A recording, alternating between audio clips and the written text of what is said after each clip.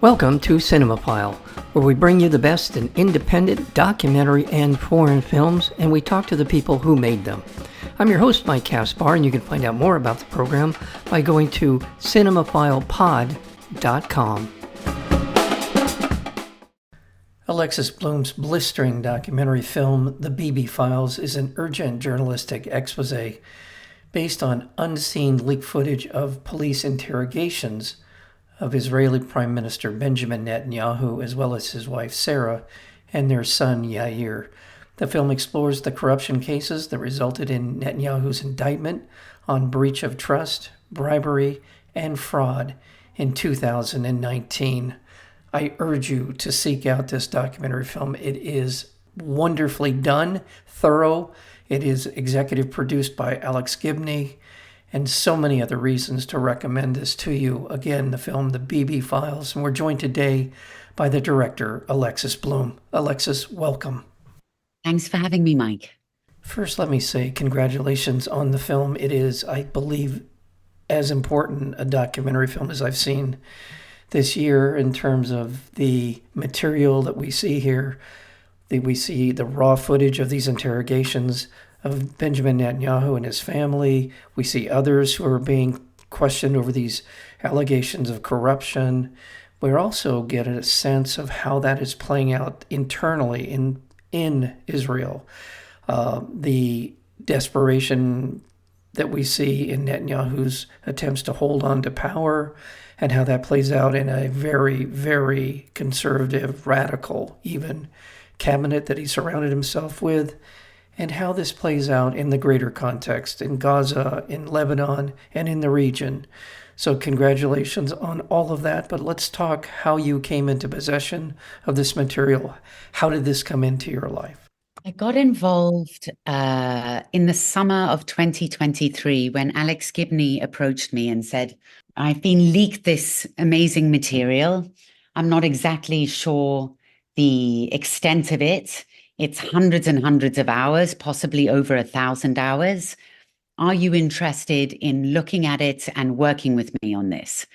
And when you get a call like that from Alex Gibney, you say yes. And I did.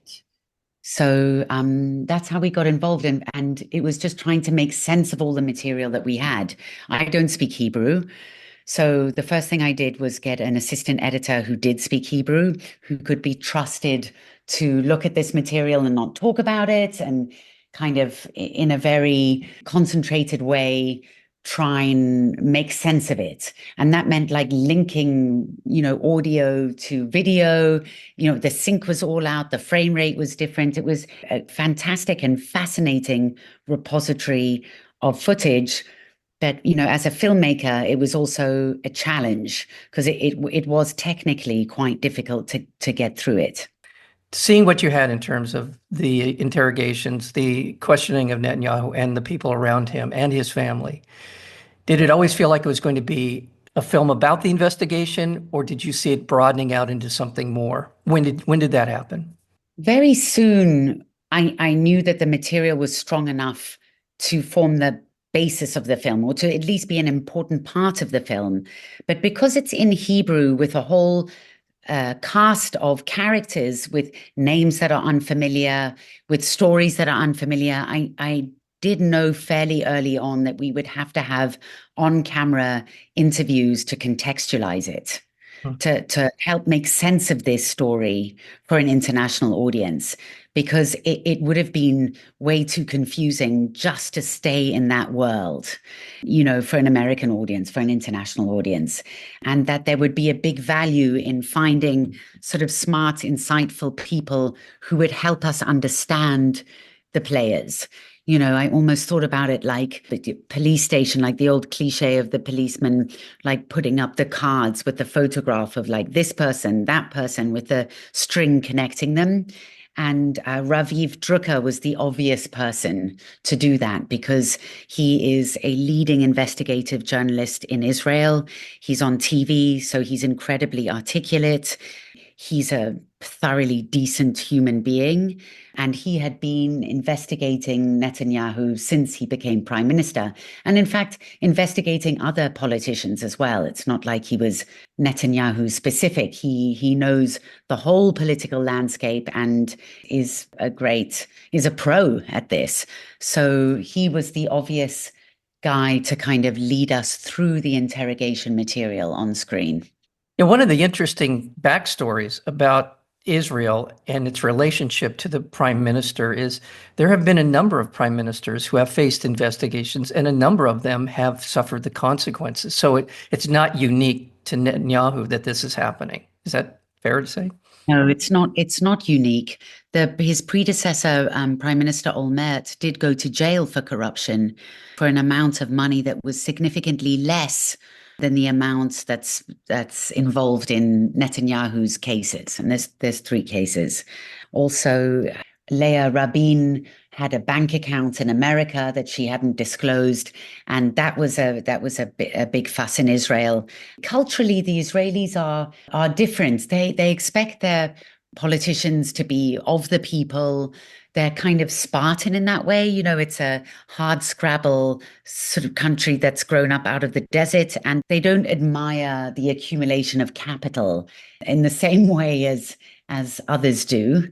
You know, culturally, Netanyahu is a really notable standout in this way. You know, he's the first prime minister to have like a big, fat Miami-style holiday house with a big swimming pool. He's, as my children say, he's a baller. Well, good. And I think that tradition, as you described it, comes out of the establishment of Israel. Ben-Gurion and the people who were there at the very beginning were of the people. This was very much in the culture, in the political culture of the country. So it's not unusual to hear about these stories about investigating their leaders. But as I was talking about, the investigation broadens out into something more. But let's talk about the actual allegations. I said corruption, but at the beginning of the film, I'll just sort of share with you my reaction as I'm watching it. The first few, I don't know how many minutes into it, to be honest, the charges seemed relatively benign, if you will. Champagne, sort of some of the things that were being talked about were, yeah, well, okay, I get that this is probably improper, but is this worth the investigation that's happening? But as the film moves forward, you get to see patterns of behavior. You get to see the increasing severity and seriousness of the charges. So good on you as a filmmaker to sort of bring us in and bring us along in terms of the sort of trajectory of where Netanyahu is in all of this. Was that a fair assessment of how the film progresses? Yes, it is. And you know, you've put your finger on something that's been much discussed in our little team. You know, when we showed a work in progress to a small group of people, a lot of them were like, who cares about the champagne and cigars? You know, move on from there. And I always felt it was important to kind of ease into this. You know, Confucius say every fire starts with small spark, and that you can actually make the connection by the end of the film.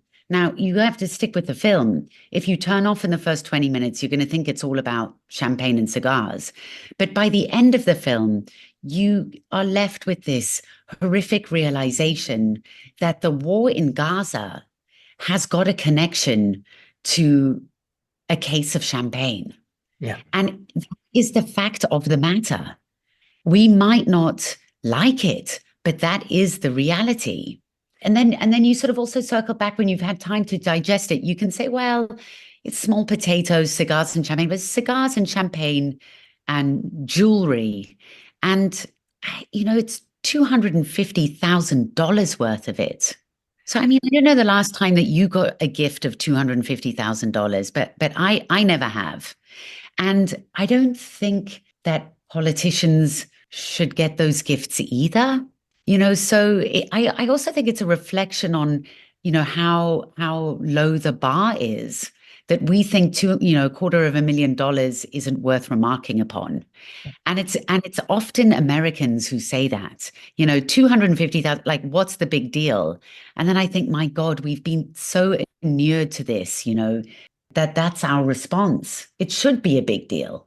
You're exactly right. And we have become the frog in the boiling water in that regard, right? Where we have in leadership now, or soon to be, a person who has made an absolute career lifestyle out of doing things just a lot worse than Benjamin Netanyahu has done or accused of doing. But pulling on that thread is that when you see the bigger picture, the sort of pattern of behavior on the part of Netanyahu and the people he has surrounded himself with, and in many ways, the people who he has surrounded himself with are a big part of the reason that we are looking at the situation that we are looking at today in Israel in relationship to Gaza, the West Bank, and Lebanon. And the consequences or potential consequences of those reactions, those policies, are potentially catastrophic, not just for the region, but for the world. So this is important. What we see in the Bibi Files is important because as it widens out, there's some very, very serious perspectives, points of view, allegations in this film that are hard to reconcile with a future that's going to turn out well for the people of Israel and that region. So that's really for me, watching this is giving us an opportunity, a window into this, into the people he surrounded himself with and to the policies that he has been a part of. Yeah. That's okay. That's my statement. I don't know if you want to respond to any of that. I mean, Benjamin Netanyahu has made an alliance with the extreme right, Yeah. and other Israelis talk about them like they are Jewish terrorists. That's the phrase they use. Yeah. So he has now created a coalition of people who were never part of the mainstream before. And that is rather dangerous. And it links directly back to his corruption trial, because people in the center and people on the left would not make a coalition with him. Israel their system is a coalition government. It's different to the United States. And Netanyahu needs partners to stay in power because people in the center and the left won't partner with him because he's been indicted and he's on trial. He was forced to partner up with these very extreme elements, and he did it.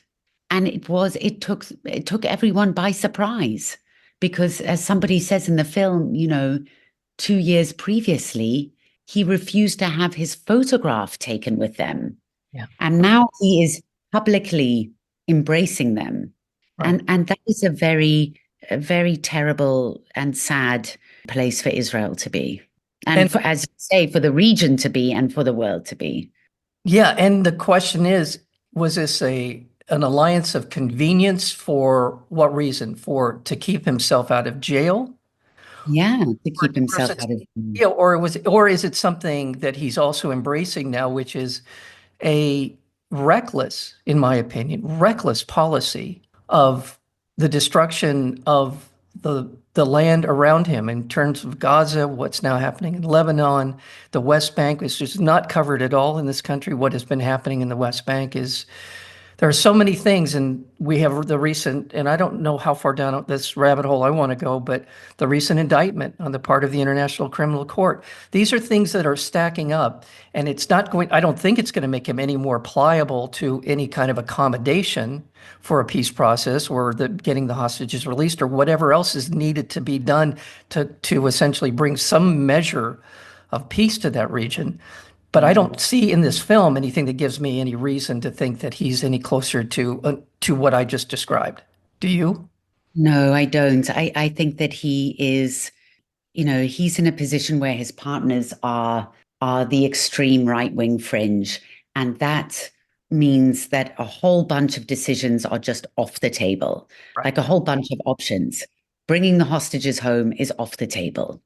Ceasefire. Because, it implies a ceasefire. And Ben-Gvir and Smotrich and the rest of the right wing will not allow that. So I don't think he doesn't care about the hostages, but he doesn't care about the hostages clearly as much as he does about staying in power. And staying out of jail. Yeah, and stay clear. Is he, I mean, at some point, is he not driving this policy? I don't know. Does it feel like this is something that he You're asking the question, is it the tail wagging the dog? Like who's exactly, driving? yeah. I don't think Benjamin Netanyahu is able to make any unilateral decisions right now, because if he steps too far to the center or the left, he will be abandoned by the right, and they have said so publicly. So it seems to me inconceivable that he could be acting in a way that is independent and autonomous. He needs the buy-in of the right. It's just a fact. It's not an opinion, it's a fact. And they've said it. They said, if the prime minister doesn't do X, Y, Z, we are out. This is why you should see this film, The Bibi Files. This is, if you're listening to this conversation, see this film, because just as this conversation is pointing towards, is something that we need to know before we get somewhere truly terrible.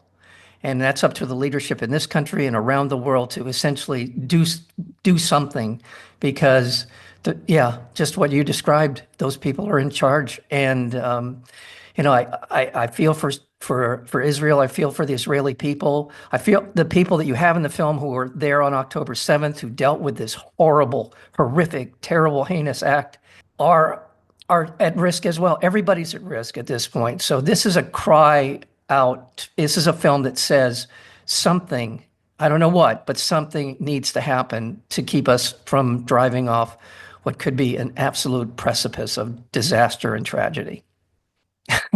I know that's a lot to absorb, but that's how I felt watching it.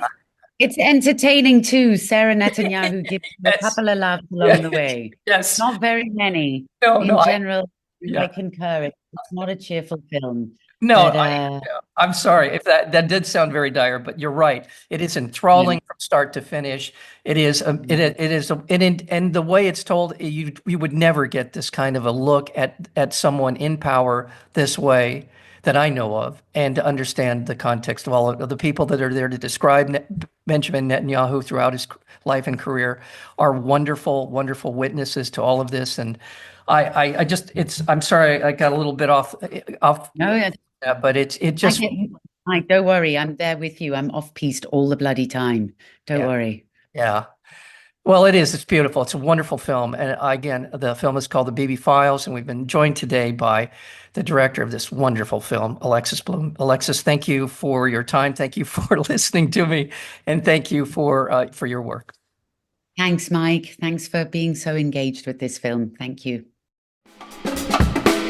You have been listening to Cinemaphile with Mike Kaspar, the place where you will hear from the best in independent documentary and foreign filmmakers. Please check out our previous interviews as well as upcoming interviews and special programming by going to cinemaphilepod.com. We are also available on Apple Podcasts, Spotify, and YouTube, searchable under Cinemaphile with Mike Kaspar. Until next time, thank you for listening.